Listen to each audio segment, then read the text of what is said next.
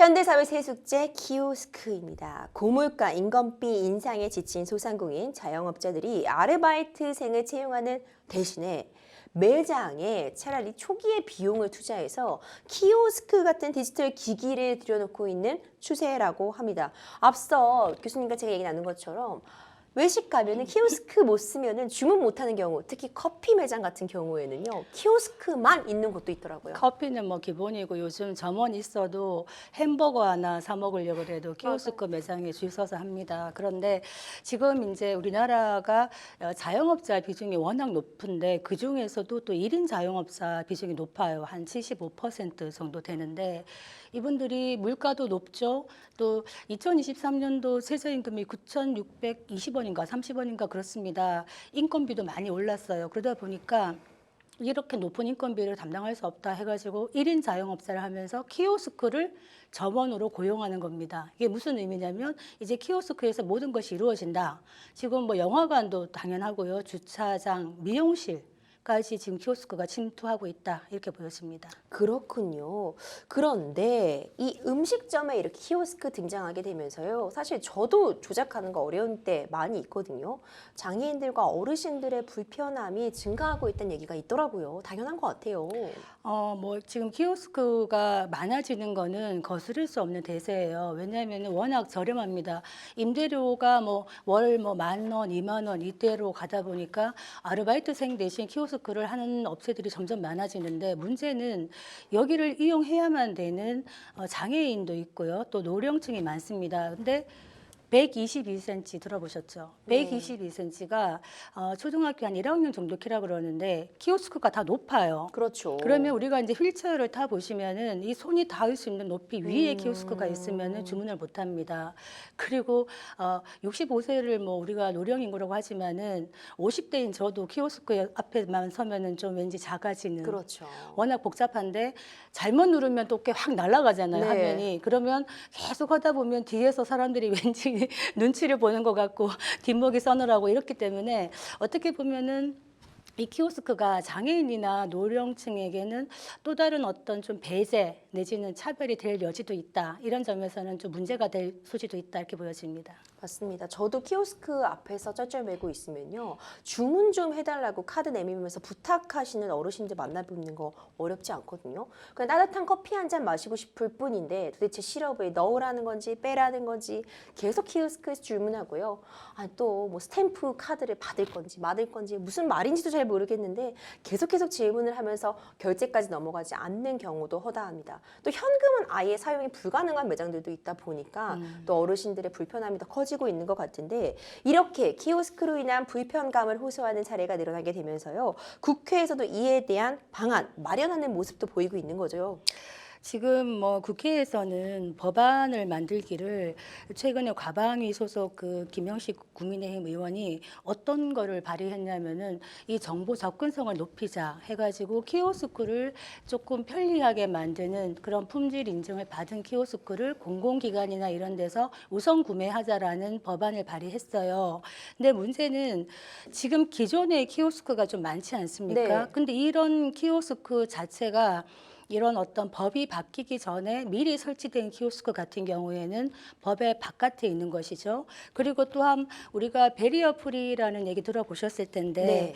올 1월에 그 장애인 차별법 시행령이 개정되면서 이런 키오스크에서도 일반인들은 시청각으로 보지만은 장애인들이나 이런 분들은 이 청각 장애인이나 시각 장애인들은 사용하지 못하는 부분이 많기 때문에 이런 부분을 뭐 점자라든지 아니면 소리라든지 이런 걸로 대체할 수 있는 거를 설치해라라고 했는데 이게 실제로 이게 잘 안 된다는 겁니다. 법은 있는데 그래서 이번에도 좋은 법을 발의했지만 이런 법을 만드는 것만이 능사가 아니라 이것이 어떻게 실용성 있게 민간에 펼쳐지는가가 중요하지 않나 이런 생각이 드는데요. 실제로 그 우리 장애인 이동권 보장 문제 이런 얘기하면서 우리가 많은 사회적 갈등을 얘기하고 있는데 키오스크도 현실적으로 장애인이나 노령층이 사용하는데 많이 힘든 부분이 지속된다면은 또 다른 사회적 갈등의 여지가 될 수 있다 이렇게 보여집니다. 이 디지털 사각지대라고 일컬어지는 이 키오스크에 대해서 교수님 어떻게 생각하고 계신지 좀 궁금해요. 키오스크가 이제는 우리가 친숙해져야 된다고 생각합니다. 그래서 제가 얼마 전에 매장 그 햄버거 집에 손님이 좀 없는 시간에 들어가서 네. 뒤에 줄이 없을 때 연습을 좀 해봤어요. 한번 해보셨군요. 직접. 자신감이 생기더라고요. 그래서 어르신들도 사실은 주눅들 필요가 없다. 이제는 우리가 이제 이런 추세를 따라갈 수밖에 없는데 어색해하거나 위축되지 말고 당당하게 한번 연습을 해보시고 또 이제 어르신들이 좀 늦잖아요. 그럼요. 그러면 뒤에 계신 좀 젊은 층들이 어르신이 좀 늦을 수도 있다라는 좀 그런 어떤 편안함을 좀 주는 것도 필요하다. 제가 버스를 타고 왔는데 어떤 어르신이 굉장히 늦게 올라가시는 거예요. 그랬더니 뒤에 젊은이가 막 좀 짜증을 내더라고요. 근데 제가 그걸 보면서 그런 생각이 들어요. 늙어봐라.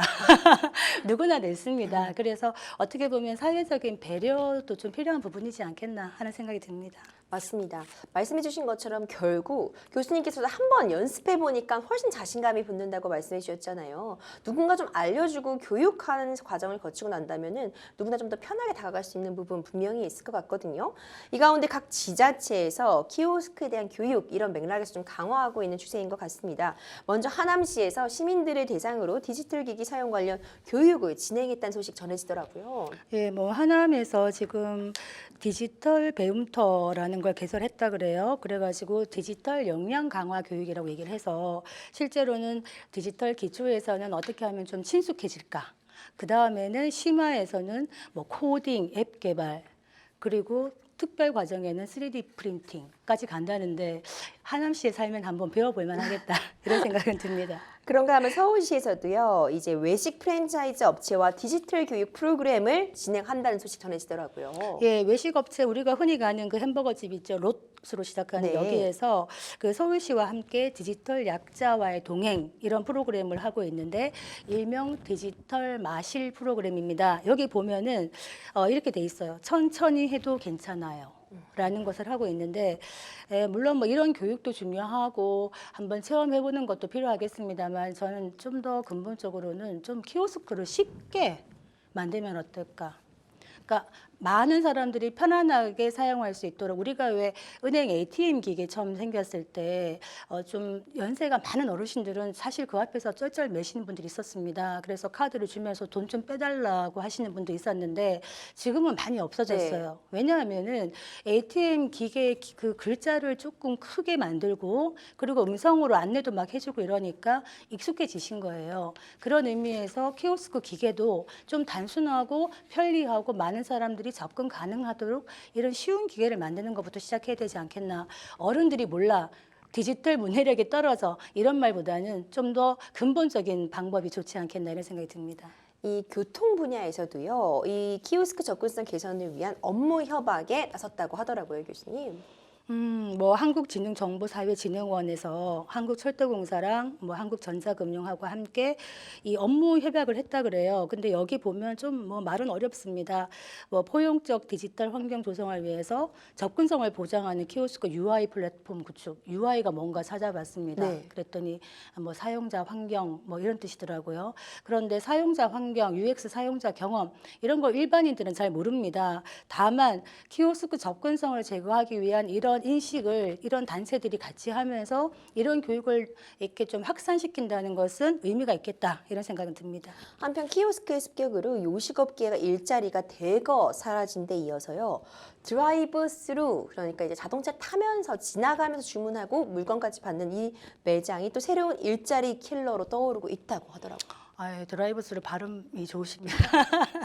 지금 이 드라이브스루를 많이 이제 지금 확산되고 있는데 네. 맥도날드 같은 경우에는 거의 드라이브스루를 많이 활성화해서 맞아요. 하고 있는데 실적이 높아지고 있다는 거예요. 그걸로 판매량이 높아지는데 그러면 돈이 많이 들어오는데 일자리는 줄인다고 발표했습니다. 그렇죠. 왜냐하면 실제로 매장에 있는 일자리가 별로 필요 없는 거죠. 드라이브스루에서 주문받고 다 배달까지 해버리니까. 그래서 이것이 맥도날드만의 문제인가? 그 텍사스에 지난 얼마 전에 이렇게 무인 매장을 오픈했는데 여기는 주문 확인하면 음식 조리까지 다 해가지고 그 벨트로 음식이 이렇게 이동이 된다 그래요. 그러면 또 직원이 그만큼 줄겠죠. 그래서 어떻게 보면은 드라이브스루로 인해서 또 많은 일자리들이 없어지겠다라는 불안감이 있습니다. 저도 사실 이 드라이브스루 이용하는 경우 많거든요. 커피 간단하게 테이크아웃 하기도 좀 편하고요. 차에서 내리지 않고 그 말씀하신 햄버거 매장도 또 워낙 편하게 간단하게 한 끼 또 해결할 수 있잖아요. 이런 게 단순히 편리함을 쫓기보다는 그 안에서 와, 이렇게 일자리가 줄어들 수 있겠구나, 이런 부분도 한번 좀 생각할 포인트는 분명히 있을 것 같아요. 이 앞서 이야기 나눠본 이 키오스크를 통해 점점 편해지고 있는 기술과 방식이, 그런데 우리의 또 함께 살고 있는 장애인들에게는 새로운 장벽으로 다가올 수밖에 없을 것 같거든요, 교수님. 한번 이렇게 눈을 감고 상상을 한번 해봅시다. 내가 시각 장애인이에요. 그런데 주문을 해야 됩니다. 인터넷 쇼핑몰이나 키오스크나 그랬을 때 어떤 그 시청각으로 볼 수 없는 이런 분들이 주문을 할 때 어떤 어려움이 있을까 생각을 해보면 실제로 어떤 상세 설명을 참조하세요라고 쭉쭉 나오지만 그 밑에 가면 깨알 같은 글씨들이 있고 그 다음에 그림으로 또 나오는데 결국엔 이미지를 보라는 건데 시각장애인 분들은 이걸 볼 수가 없죠. 네. 그럼 어떻게 접근해야 될까요? 결국에 뭐 점자라든지 대체 수단이 강구가 되어야 되는데 이것이 되지 않기 때문에 실제로 많은 어려움이 있다. 그리고 드라이브스루 같은 경우에 경험해 보셔서 아시겠지만 차를 타고 가서 말을 해야 되지 않습니까? 그렇다면 언어 장애가 있다든가 청각 장애가 있는 분들은 그걸 듣고 말하지 못하겠죠. 그러면 몇 번을 반복해야 되고 결국에 그 주문 받는 분이 말로 하세요 하고 안 되면 뭐 쓰세요라고 하면 그때에서야 써서 보여줘야 되는데 그동안 뒤에 서 있는 늘어서 있는 차들을 보면서 얼마나 마음을 졸이겠습니까? 그렇죠. 누구나 향유할 수 있는 주문을 하면서 그렇게 마음고생을 해야 된다는 것도 문제가 있지 않나 생각이 됩니다. 맞습니다. 실제로 유명 프랜차이즈 매장의 드라이브스루 서비스가 언어 청각장애인 차별로 인정을 받았던 사례가 있다고 하더라고요, 교수님. 이거 조금 중요한 판례 같습니다. 이게 한 2년이 걸렸네요. 어떤 사례인가 하면은 이런 드라이브 스루가 이게 비장애인들에게 권리를 많이 침해했다. 이렇게 해서 대구 지역 장애인 단체가 이것을 이 번호가 있네요. 대구 1577-1330 장애인 차별 상담 전화 네트워크 기억해 두시면 좋겠습니다. 여기에서 2021년에 그 스타벅스를 상대로 인권위에다가 진정을 제시했어요. 그랬는데 인권위가 기각 결정했습니다. 네. 기각 결정 아시잖아요. 별로 이유가 없다 뭐 이렇게 나오는 건데 거기에 대해서 장애인 단체가 받아들일 수 없다. 그래서 행정 심판을 청구했더니 이번에 어떻게 결정이 났느냐? 이렇게 나왔습니다. 음성으로만 주문할 수 있는 스타벅스 드라이브스루 서비스를 이용할 때 이 겪는 차별이 장애인의 권리 구제가 아주 잘 이루어졌다고 볼 수 없다는 겁니다. 왜냐하면 이분들은 화상 수어 채팅이라는 대체 수단이 있는데 이것을 제공하지 않았기 때문에 많이 부족했다라고 이번에 판결을 내린 것입니다. 이런 판결을 내릴 때까지 2년 정도가 지금 걸렸다는 것이죠. 이 드라이브스루 매장에 교통 유발 부담금을 부과하는 방안도 검토가 되고 있다면서요, 그럼? 예, 제주도에서요. 네. 지금 이제 드라이브 관광객들이 많아지고 있고요. 제주도에서 지금 요새 관광 가시는 분들이 좀 물가가 비싸다 그래요. 그래서 그렇군요. 뭐 일본 많이 가신다 그러는데 제주도에서 이 드라이브스루 매장이 증가하니까 주변에 교통난이 당연히 생기지 않겠습니까? 그랬더니 지금까지 그 바닥 면적 그 교통 유발 부담금이 1,000제곱미터였는데 이거를 넘지 않더라도 이 돈을 받을 수 있도록 법을 만들겠다고 지금 하고 있습니다. 그렇군요. 이 키오스크 드라이브스루는 정말 생활 편의의 발달로 생긴 장벽이라고도 볼 수 있을 것 같아요. 결국 누군가에게는 정말 높은 장벽으로 느껴질 수도 있을 것 같거든요.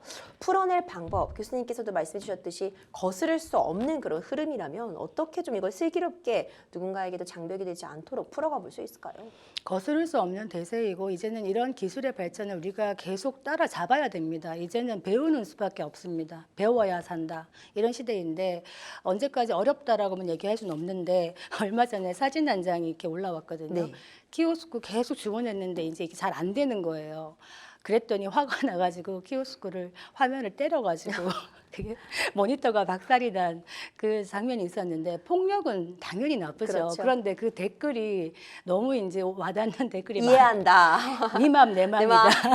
그러니까 그만큼 이 키오스크가 주는 불편함이 아직까지 있다는 건데 여기에 대해서는 좀 역지사지 좀 힘든 분들 이걸 아직까지 불편해하시는 아까 얘기했던 고령층이나 장애인분들을 조금 배려하는 이런 인식도 필요하겠고 키오스크에 적응하겠다는 노력도 필요할 것 같고 이 과정까지는 조금 시간이 걸리지 않겠나 뭐 이런 생각이 듭니다. 또 한편 이야기해 볼 만한 부분이요. 결국 키오스크나 드라이브스루에 의해서 인력, 사람의 일자리가 대체되고 있는 현실이잖아요.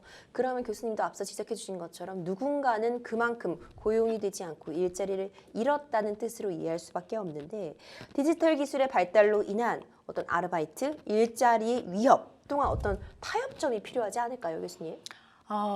사실은 이제 우리가 미래 세대를 얘기하면서 이제는 너네들이 살아갈 세상은 지금과 많이 다를 거야. 지금 각광받고 있는 일자리가 많이 없어서 이런 얘기를 하고 있는데 그 중에는 여러 가지 일들이 있습니다만 지금 아르바이트 얘기하셨는데 아르바이트가 많이 없어지는 거는 아주 기본인 것이고 실제로 골드만삭스에서 얘기하는 거는 미국과 유럽의 한 4분의 1 정도 일자리가 사라질 것이다. 그래서 한 3억 개의 일자리가 사라질 것이다. 이런 얘기를 하는데 그 주된 일자리가 무엇이냐면 사무 전문직입니다. 네. 흔히 우리가 말하는 화이트 칼라라고 네. 얘기하는 분들의 일자리가 줄어드는 것이거든요. 그러면 이렇게 기계의 어떤 기술이 발전하고 있는데 사람을 대체하는 기계가 많아지면 인간의 설 자리는 어디인가라는 근본적인 질문을 할 텐데 그 앤드루 양이라는 그 사람이 보통 사람들의 전쟁이라는 책을 썼어요. 거기 보면은 미국의 장차 18세에서 64세까지 모든 국민에게 기본소득을 주자. 이런 주장을 합니다. 기본소득 액수가 뭐 한국 돈으로 치면 한 120만 원 정도 됩니다. 그래서 이렇게 하지 않으면 인간이 생존하기 힘들다. 이런 얘기를 하고 있는데 어떻게 보면 이 기본소득만이 답은 아니겠지만 인류와 기계가 공존할 수 있는 방법은 찾아야 된다. 이런 시점에 맞다고 생각이 됩니다. 네, 키오스크 하나에서 저희가 얘기 시작해봤지만요. 일자리 문제도 그렇고 어떤 정보 격차 문제도 그렇고요. 사실 굉장히 많은 생각을 하게 하는 주제였던 것 같아요. 근데 우리가 이제 AI 시대를 정말 깊이 고민을 하고 받아들여야 되는데 이번에 뭐 일론 머스크가 이거 조금 한 6개월 정도 조금 기술의 진전을 스톱해보자 막 이런 파격적인 제안도 했습니다만 이런 기술의 발전을 우리가 인위적으로 멈출 수는 없어요. 문제는 이런 기술의 시대를 우리가 어떻게 받아들이느냐, 불안해하고 두려움에 떠느냐, 아니면 이 기술이 인간의 존엄성을 해하지 않으면서 인간을 보조할 수 있도록 우리가 잘 만들어 나가느냐, 이 두 가지 선택지가 있지 않나, 뭐 이런 생각은 듭니다. 네, 앞으로 어떤 식으로 기술과 인간이 함께 공존해 나가면서 서로 모두 다 윈윈할 수 있는 방향으로 나갈지 생생법률쇼에서도 함께 고민해 보도록 하겠습니다.